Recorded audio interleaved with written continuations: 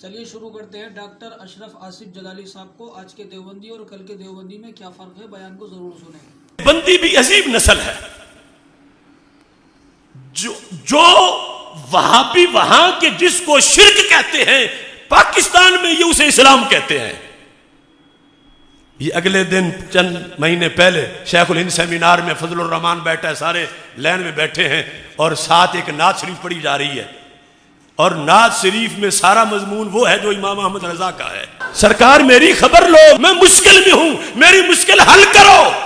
یہ سارے بیٹھ کے آنسو بہا رہے ہیں، اور میں آؤں گا محبوب تجھے اپنا حال سناؤں گا وہاں، اور ادھر کیا ہے کہ جو اس نیت سے آئے کافر ہے، جو اس نیت سے آئے مشرک ہے۔ یہ پتہ نہیں کون سی نسل ہے۔ ادھر لوگوں کو کھینچنے کے لیے یہ پکے عاشق بن کے سامنے آتے ہیں، ادھر والے انہوں نے پھر کتابیں لکھ دی، یہ ریال اب بھی ان سے لیتے ہیں، مگر انہوں نے اپنی کتابوں میں ان کو کافر و مشرک قرار دے دیا۔ انہوں نے کہا یہ تو ہے ہی بریلوی، ان کا تو یہ عقیدہ بھی بریلویوں والا ہے، یہ بھی بریلویوں والا ہے۔ ہم ہیں جو دل میں ہے وہی زباں پر ہے۔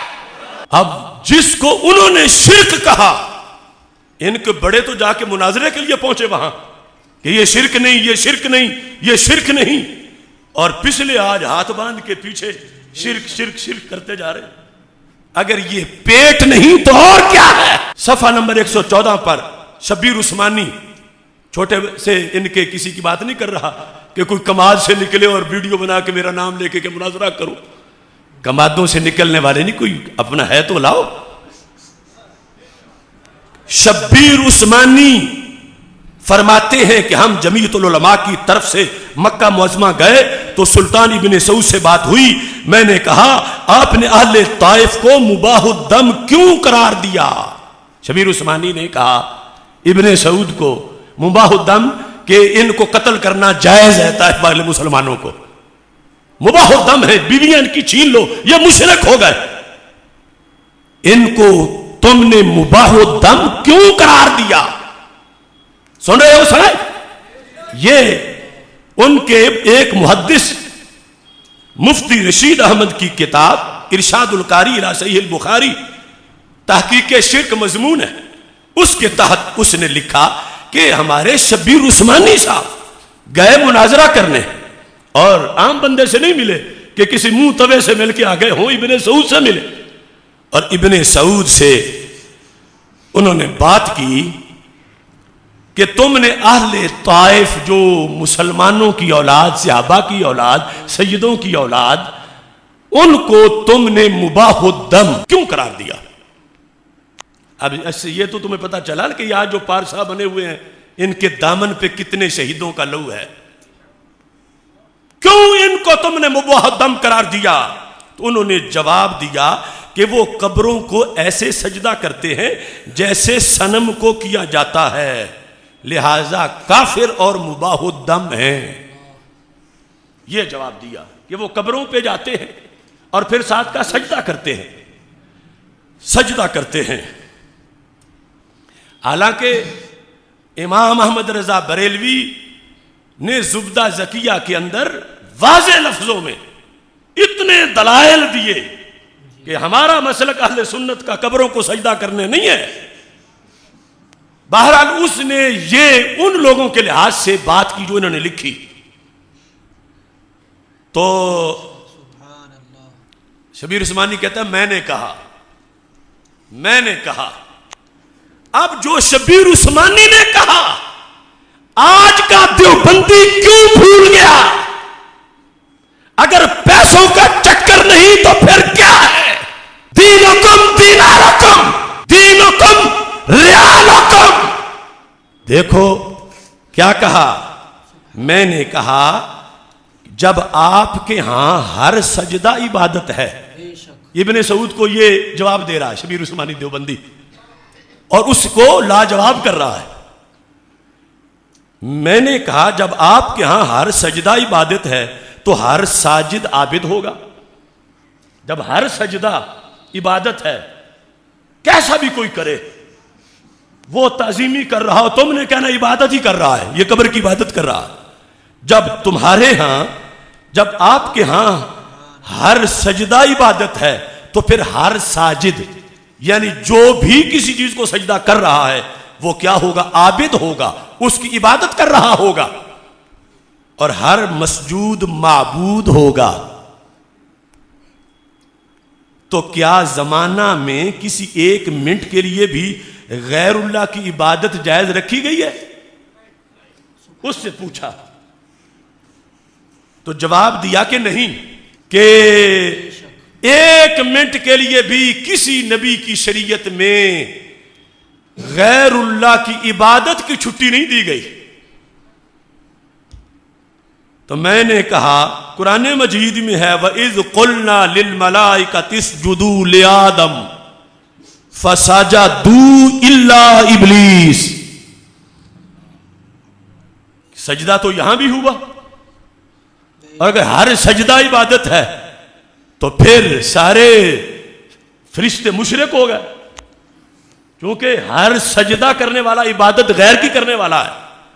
اور دوسری قانون ہے کہ شریعت میں کسی زمانے میں بھی غیر اللہ کی عبادت کو جائز نہیں سمجھا گیا، اور تمہارا قانون ہے کہ جب بھی سجدہ ہوا غیر اللہ کو تو وہ غیر اللہ کی عبادت تھی۔ تو پھر اللہ نے فرشتوں سے عبادت کروائی حضرت آدم علیہ السلام کی تمہارے اصول کے مطابق، اور ساتھ کہا کہ حضرت یوسف علیہ السلام کے والدین اور بھائیوں کے بارے میں فرماتے ہیں وَخَرُّوا لَهُ سُجَّدًا، اللہ فرماتا ہے گر پڑے سجدہ کرتے ہوئے۔ تو معلوم ہوا کہ یہ سجدہ تعظیمی تھا، خصوصاً جب کہ اس سے قبل حضرت یوسف علیہ السلام زندہ میں اپنے ساتھیوں کو توحید کی تبلیغ فرما چکے تھے، پھر بعد میں سجدہ بھی ہوا، تو معلوم ہوا یہ سجدہ تعبدی نہ تھا،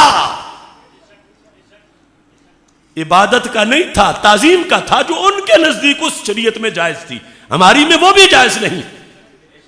لیکن سجدہ پایا گیا،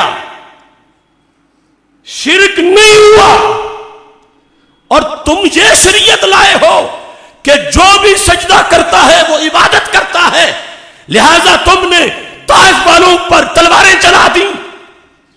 تو کہا ان دو آیتوں کا مجھے جواب دو، اگر طائف والے وہ تعظیم کے لیے قبر کی تعظیم کے لیے سجدہ کر رہے تھے تو وہ کافر تو نہیں ہوئے تھے، مشرک نہیں ہوئے تھے، اگر عبادت قبر کی کرتے تو پھر مشرک ہوتے، وہ تو قبر کی تعظیم کر رہے تھے، تمہارے بقول اگر انہوں نے کیا تو تعظیم حرام ہے، اور حرام کام بندہ کرے تو اس کی گردن تو نہیں اتاری جاتی۔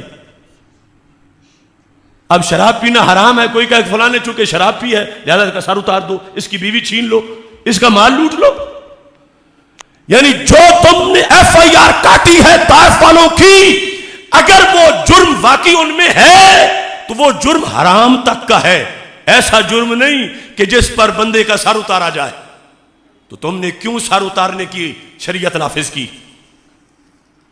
یہ ایک دیوبندی بول رہا تھا، کس کے ساتھ؟ ابن سعود کے ساتھ، یہ کتاب ہے چھوٹا سا رسالہ علی شرح بخاری میں ذکر کر رہا ہے۔ اب اس پر سلطان خاموش ہو گئے، ابن سعود اس پر سلطان خاموش ہو گئے اور کہا میں عالم نہیں ہوں۔ عالم نہیں تو سر کیوں اتروائے؟ فتویٰ جعلی دے کر ادھر سر اتر گئے، بچے یتیم، بیویاں، بیوہ، سب کچھ لٹ گیا، اور تحقیق کر کے فتوی نہیں دیا تھا، فتوی جھوٹا تھا۔ کہہ کون رہا ہے؟ شبیر عثمانی، یہ لکھا ہے، کہتا میں عالم نہیں ہوں، نہ آپ کی تصدیق کرتا ہوں نہ تکذیب، تمہاری دلیلوں کی نہ میں تصدیق کرتا ہوں نہ تکذیب کرتا ہوں۔ ادھر صرف کوئی تماچا لگنے کی بات نہیں، سر اتارنے کی بات ہے، اور ادھر اپنا یہ حال ہے کہ نہ تکذیب کرتا ہوں نہ تصدیق۔ بے شک ہمارے علماء سے گفتگو کیجئے، ہمارے علماء سے گفتگو کیجئے، اور وہ علماء آج تک گو مگو میں ہیں، وہ جو کچھ ہیں ان سے ہمارا علیحدہ ٹاکرا ہے، اور ان پر ان کا کوئی اعتماد ہوتا تو وہاں سے وہ میرا جواب نہ دلواتے۔ ان کو وہ نکھٹو قرار دے چکے ہیں کہ بندہ پاکستان کا ہے، جواب تم نہیں دے پائے، ریال کھا کھا کے تم اتنے موٹے ہو گئے ہو، ہم خود جواب دیتے ہیں۔ اب یہ صورتحال دیوبند والوں سے میں پوچھتا ہوں، یا شبیر عثمانی پہ فتویٰ لگاؤ یا سارے ریال باہر نکالو اور ان کو واپس کرو۔ اب شرک جس کی بیس پہ سب کچھ کیا گیا وہ فتوی جھوٹا تھا، غلط تھا، جرم تھا، ظلم تھا۔ اور ادھر بسم اللہ الرحمن الرحیم، صلی اللہ علیہ وآلہ وسلم۔ نعت پاک کے چند اشعار سماعت فرمائیں۔ ایک بار اور پڑھیے، اللہم صلی علی سیدنا و شفیعنا و حبیبنا و کریمنا و ملجانا و مأوانا محمد صلی اللہ علیہ وآلہ وسلم۔ اے میرے دل یہ بتا حال تیرا کیا ہوگا، اے میرے دل یہ بتا، اے میرے دل یہ بتا حال تیرا